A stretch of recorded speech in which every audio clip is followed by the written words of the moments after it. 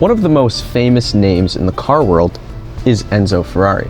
But did you know that Enzo Ferrari was referred to as the Drake? No, not that Drake from October's very own, but Il Drake. Here are some things about Enzo Ferrari that you probably didn't know.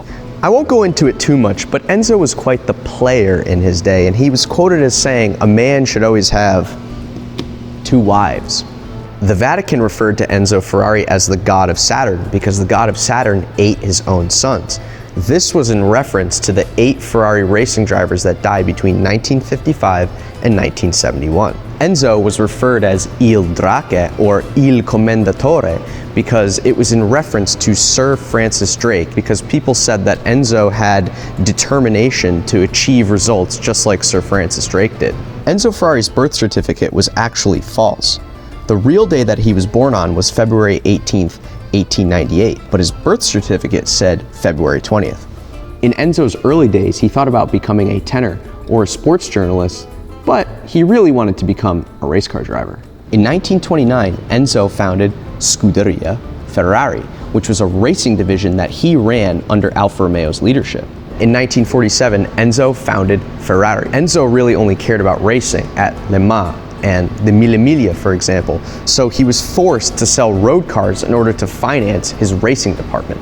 Remember how I said 2 wives? Well, Enzo had a son with his first wife named Dino. Enzo made cars in honor of Dino because Dino sadly passed away at the age of 24 to muscular dystrophy. He also had a second son to a mistress named Piero, but Piero had to be kept a secret. Piero even used his mom's last name, Lardi. After his mother's death, he took his father's last name. Today, Piero is the vice chairman of Ferrari and holds a 10% stake in the company. Enzo was very much a homebody. Apart from leaving Maranello to see Grand Prix on the weekends, he mostly stayed at home and at the factory.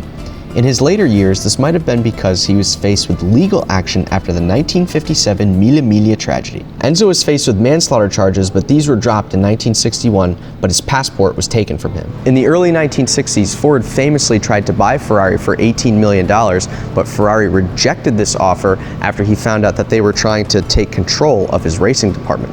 But he was a smart businessman because he used this as leverage to then sell to Fiat.